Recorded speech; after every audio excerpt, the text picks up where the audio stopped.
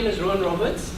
I'm the innovation leader for GEMS. There's a GEMS Innovation Research and Development Unit, and I lead it along with colleague Christine.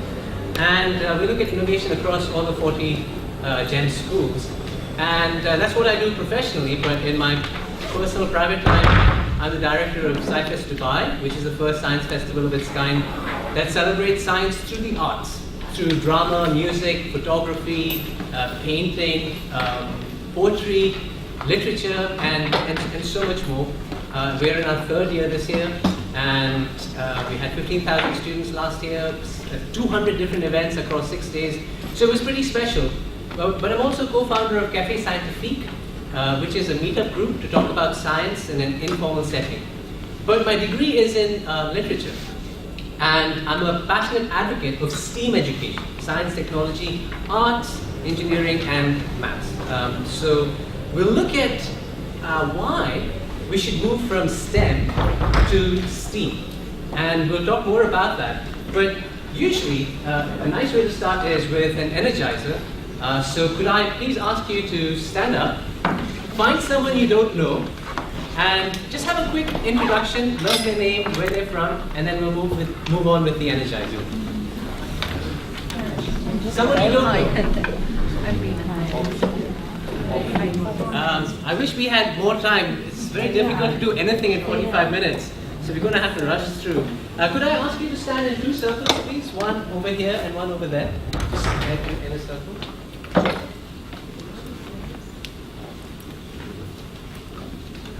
It would have been nice to have one big circle, but we'll have to improvise.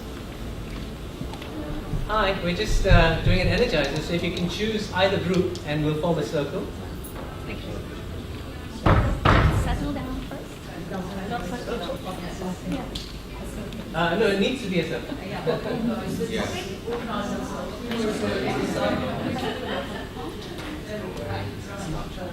Keep your hands together like this. And if that person says zip, zip, he turns or she turns to the right. And the person who's on that person's right can choose to say zip, and that means she also turns to the right. Or she can say zap, which means she turns to the left. All right? And we go in a circle, or we can change directions. But we need to try and build up speed and try and do this as fast as possible. So you can either say zip, turn to your right, and the next person can choose to say zip or zap, turn to the right or left. A wild card is at any point, anyone can say boing. And with boing, you point to someone else, and that person continues the zip or zap. Right. Let's see if this works. So here, can we start with Stephen? Okay. And over there with Ron?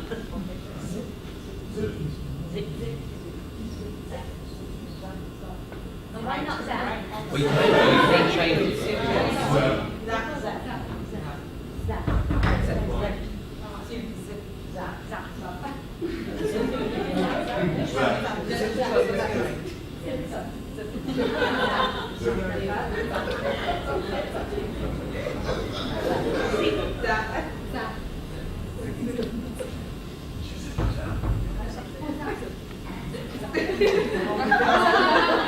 That's me.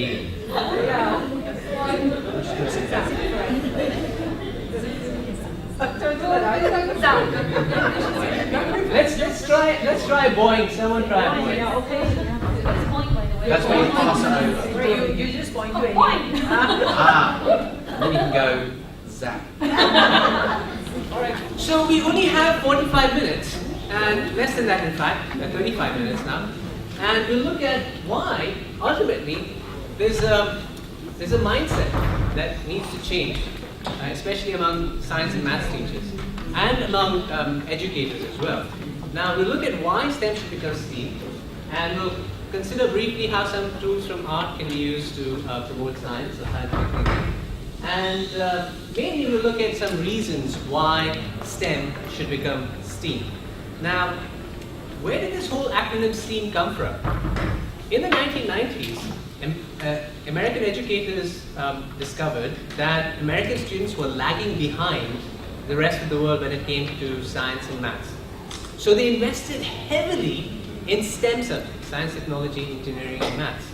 But 20 years later, they checked the stats and nothing much had changed.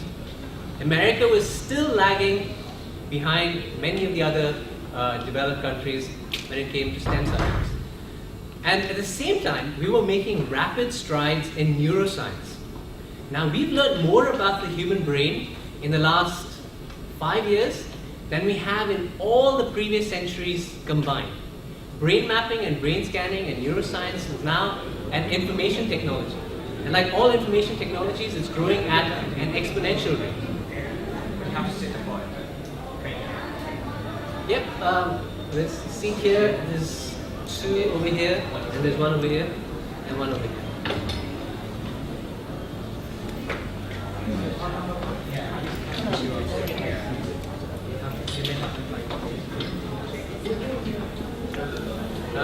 There's two chairs here, and there's one over here, and one over here. 2, 1, 1.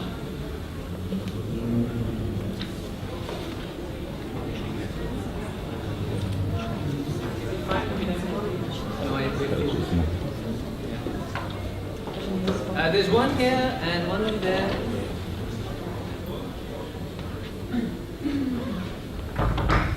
Okay, so latecomers, you just missed the Energizer. We were talking about where the whole acronym STEM came from and why it's moving to STEAM. So I was saying in the last 5 years we've learned more about the human brain than in all the previous centuries combined.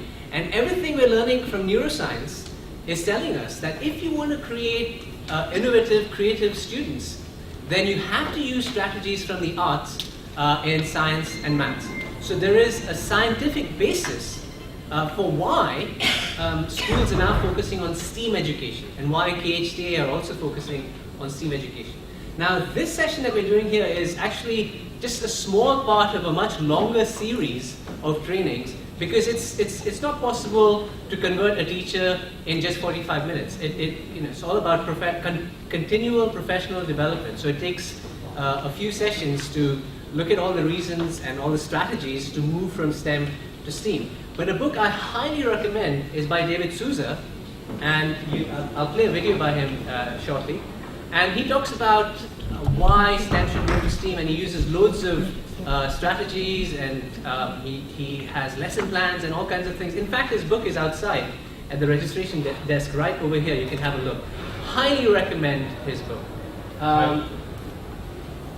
As our starter, around your table, could I ask you to have a quick conversation about the different roles that the teacher plays in a school environment? Just very brief. Just have a conversation around your table.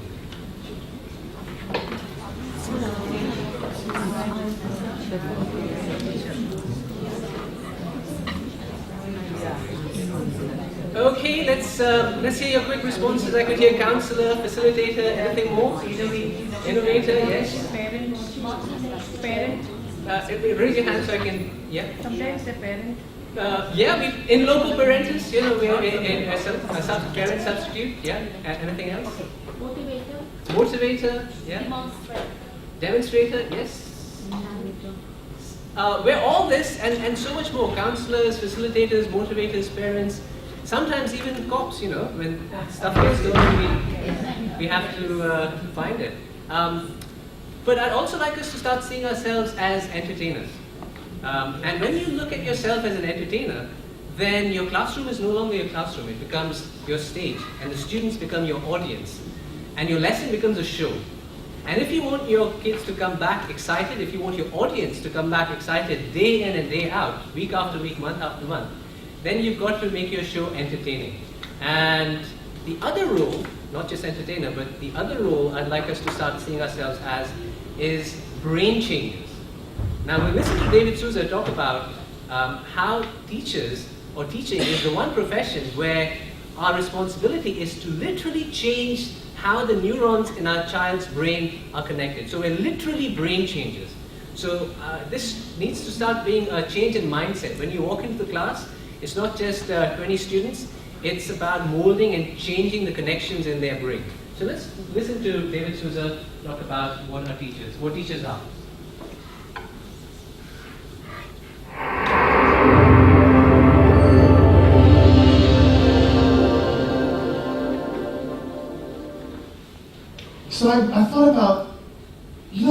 teachers are? I mean, what is teaching? I mean, how many of you had to take education courses at some point in your life? Raise your hand. Yeah, most of you, vast majority of you did. Did you have to write sometime what you think teaching was all about? And I've read textbooks, and I've read those. I taught undergraduate and graduate college for 10 years. I had to do a little bit of that just to see what they thought. And I got these wonderful flowery things. Teaching is the act by which somebody who knows something imparts knowledge, and on and on, all that crap. It really boils down to a very, very simple thing. And I'd like to share with you Sousa's definition of what is teaching. This is it. It's the only profession on this planet whose job it is to change the human brain every single day. That's what we do. Now, I have said this 1,000 times all over the world, and every time I say it, I get shivers up my spine. I'm getting shivers. I'm getting goosebumps right now. Just the thought of it. My job here today is to change your brain. It's just to make some new connections. In other words, I'll make it even shorter for you. Teachers are brain changers.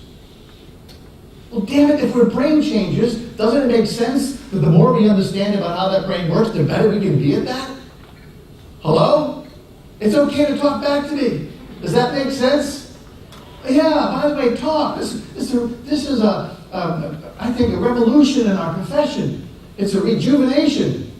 So let's be happy about it. It's a wonderful time to be in this profession.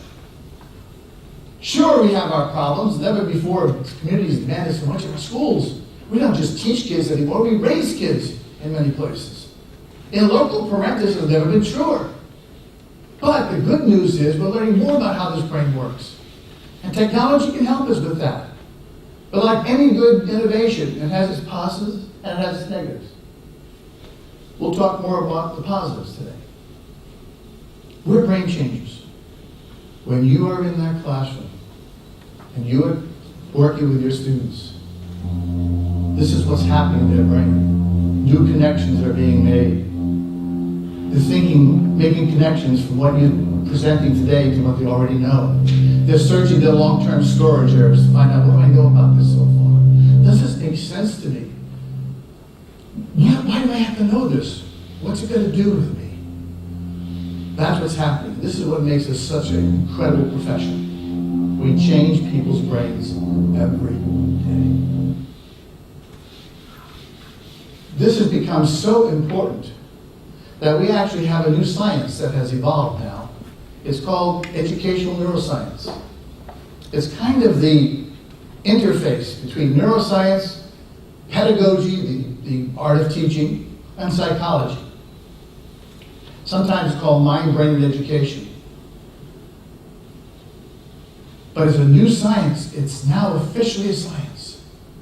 And I hope you'll pay attention to it because it's designed to help us, you, become more successful at what you do in the classroom. Or if you're an administrator, same thing. Because you're trying to change teachers' brains. Or you're trying to change parents' brains. No matter what you do, everybody in this room is a brain changer in some way. The more you know about how it works, the better you can be at it. So David Sousa is one of those rare people who has one foot in neuroscience and one foot in education. So he's just the perfect person to train educators in this new field of neuroeducation or educational neuroscience. Now, if you look at the history of medicine, for example, 200 years ago, medicine was not a science. It was an art. Doctors tried stuff like leeching and electroshock therapy, and they didn't know why they were doing these things. It was a hit or miss. But it was only when we discovered the germ theory of disease that our cure rates went through the roof. Suddenly, medicine became a science, and people were being saved at an astonishing rate. Lives are being saved. And the same thing's going to happen with education. Education is now in the process of going from being an art to being a science. And as teachers, we've got to keep up with the current trends in the field of neuroeducation, because then we'll be in a position to answer why. So for example, if I asked you, why should students not sit in regimented rows? Why is it preferable for them to sit in groups? Intuitively you know it's right. But now we have the scientific tools to tell us objectively why that's a better idea to have students sit in groups. You can have two kinds of teachers. An old school teacher who says, oh, I believe in corporal punishment, I believe in students behaving themselves, I'll be extremely stern, and they will do what they're told. And then you have a more 21st century teacher who's kind, compassionate, gentle, caring. Now they're two teachers, both intuitively believe they're right. How do we know who's right, objectively? We now have the tools from science to find out what's going on in the brain of a child in this class with a stern teacher and this class with a gentle teacher. So it's a part of a much longer conversation, but I'm just pointing out why neuroeducation is extremely important and why we're moving from STEM to STEAM, because the neuroscience behind it says we should. So again, around your tables, there is this misconception or preconception that art and science are two completely different fields. But if you look at your iPhone, why was it such a revolution? Because it wasn't just a product of science and technology. It was a product of art and design as well. And that's what made the iPhone such a revolution. And in the 20th century, science and technology played a massive impact on the evolution of culture. But in the 21st century, art and design will play as much of an impact on the evolution of culture and human society. So around your table, if I had to ask you to complete the right-hand column with words that connect with the words on the left, what would you fill? Just have a conversation. So if STEM is considered objective, the general perception is that art is intuitive or art is subjective. So let's try and do that with these other words as well.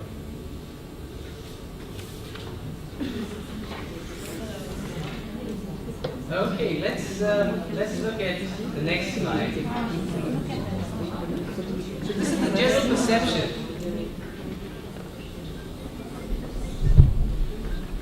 I'd like to sort of highlight this last bit here, frivolous. And we see that in this part of the world. When a child says to their parents, I want to grow up and be a musician or an artist, most parents say, well, you can do art and music as a hobby. Get into engineering, get into medicine, and it's a fact. But for the full flourishing of the human spirit, for the full flourishing of our economy, and really, if you want to encourage innovation and creativity, you need all these skills, right? And we shouldn't be teaching our students only the stuff on the left and ignoring the stuff on the right. We need all this for a well-developed student who will go out there and be a productive, innovative member of society. Okay. So can I now ask you to please stand up, find someone you don't know, get into groups of 3, and from your experience, there's a lot of experience in this room. From your personal experience, just have a quick conversation about what skills can we borrow from the arts and integrate into the sciences. So if you could please stand up and get into groups of 3, people you don't know. Find someone you don't know.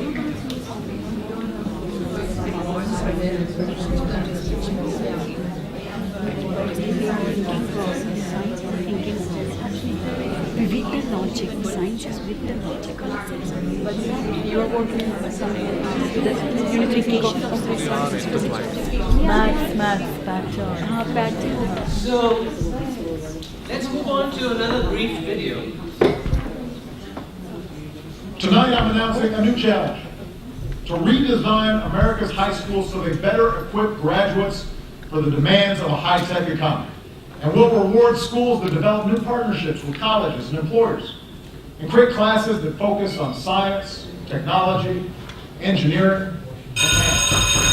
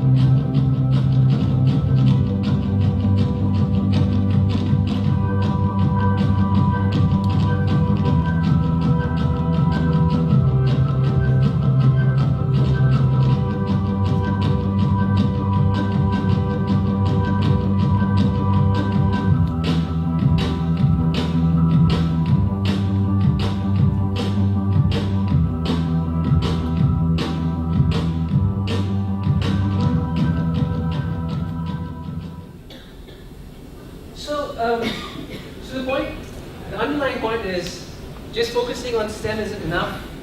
We've got to move on to integrating arts and the sciences as well. So, in the next 5 minutes or so, I'm going to hand out a little article with reasons why educators should focus on STEAM. I'd like you to, as you're reading it, to highlight some of the reasons. All right? I wasn't expecting so many people, so we're going to have to share.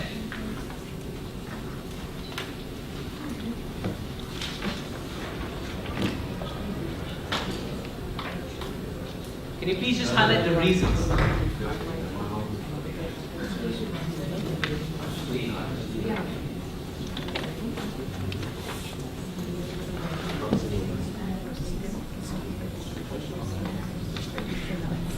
According to Department of Education, for the first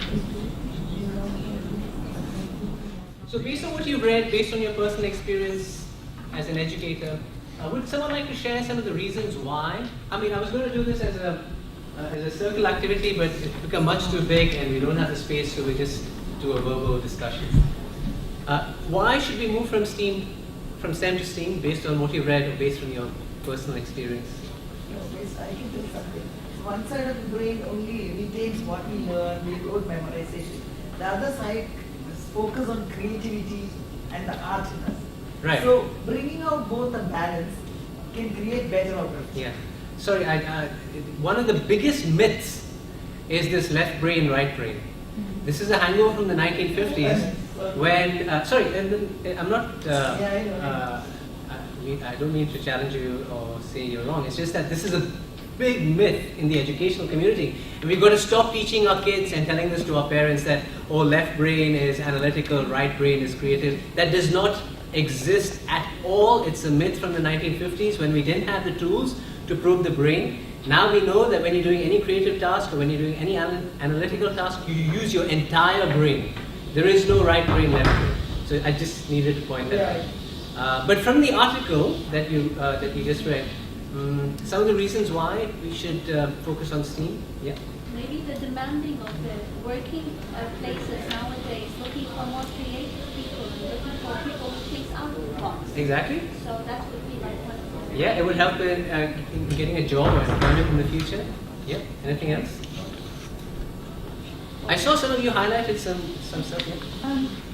Basically, things like, as you said, there's sort of science behind it, the way that human beings are actually visual species, we move, we need to do those different kind of activities to be able to flourish. So it's actually about our physical attributes as well. So we're actually using all of those. Right. Art and creativity involves that. Exactly. Yeah. Very good. So in our daily life, we use all the attributes from the sciences and the arts. If you want a well-rounded individual, we've got to focus on STEAM. Anything else? Even if it's from the article? Children enjoy doing art. Yeah. That is the basic thing. Exactly. They involve more than studying. Yeah, isn't it? It's hands-on activity. That's true. Isn't it a tragedy that the older we grow, as Ken Robinson points out, the less we focus on art and dance and performance and all that? Yes, Stephen? Well, we've been doing some work with Mark Tridwell. Right. And he's been looking at often we talk about context to learn, particularly in primary schools, where you then think, well, that's the topic, and the children being interested in a pretend zoo or whatever, but taking it a step further, that emotional response to learning. Yeah. And that if you have an emotional response to a context or an experience, you'll find more likely to learn about that. You're going to be much more motivated, but also intrinsically going to connect more. Exactly. And we all are aware that at times the arts have more of a propensity to stimulate our emotions rather than elements of the cold science. That's true. So one of the things I do in my free time is I run an astronomy group. So we take people out to the desert, we look at the stars at this massive telescope. And I teach students astronomy as well. And the traditional STEM way of teaching students about the planets is to give them a bunch of facts and say, this is the temperature on the surface of Mercury, this is how big it is, this is the radius, this is the circumference of the moon, etc. This is dull, dry facts. That does not encourage creative, innovative students. Another way of teaching students about the planets is to integrate the arts into the science. So for example, the traditional science teacher would just give them facts, a STEAM teacher, someone who wants to integrate arts, would say, okay, you know these facts, you have it in your iPhone, you can Google it, but I want you to probe and think deeper now.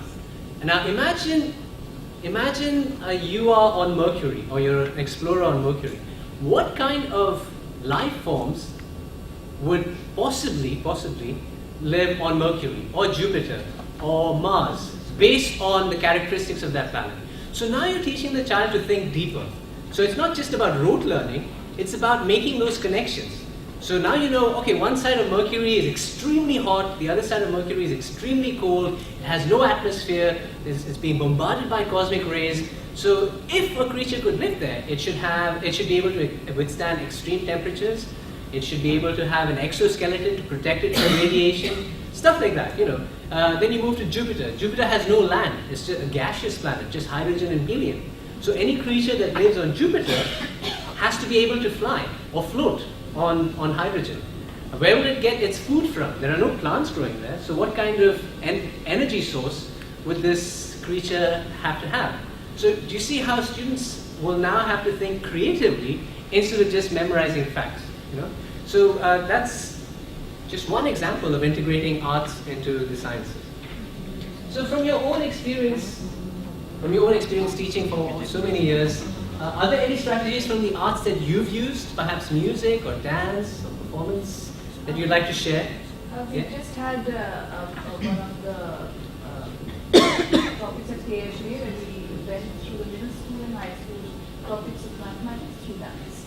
It wasn't that, all our audience understood, but it was through Bhaskaracharya's ways of teaching his daughter through nature, which was depicted through dance. Right. That sounds fascinating. I wish I could see that. That sounds great. So teaching math through dance, yeah? Anything else from your experience? Yeah? For science, there was a topic that we were doing in year 4, which is about sound, and we integrated music into that. For example, the tonal characteristic, right. What happens when you're standing far away and the sound, how do you perceive sound, a high-pitched sound or a low-pitched sound, and the frequency.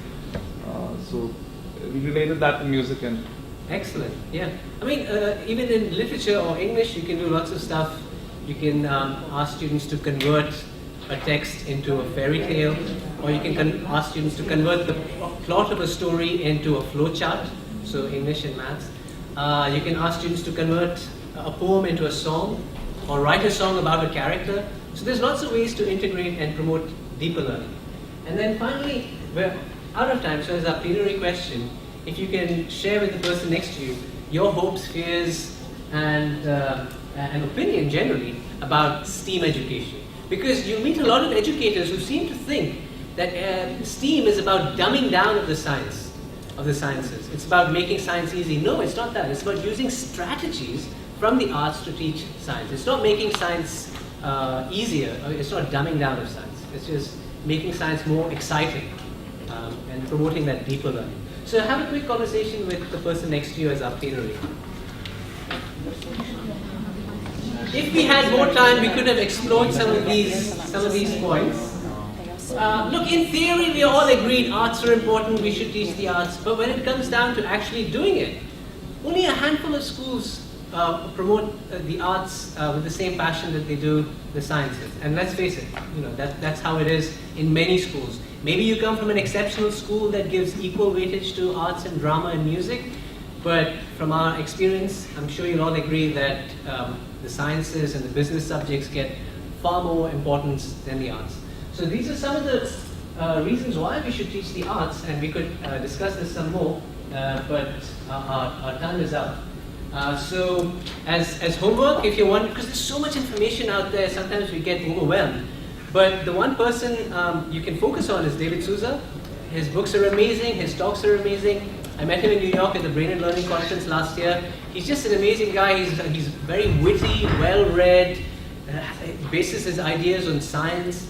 And so if you want to get started with making this transition from STEM to STEAM, start with David Souza. So thank you so much for your time. There are surveys on the table. If you could take 5 minutes or so to please complete them, and PhD would like to have them. And if you have any questions, I'll be hanging around here. You can have a chat. Thank you once again, and enjoy the rest of the day. Thank you.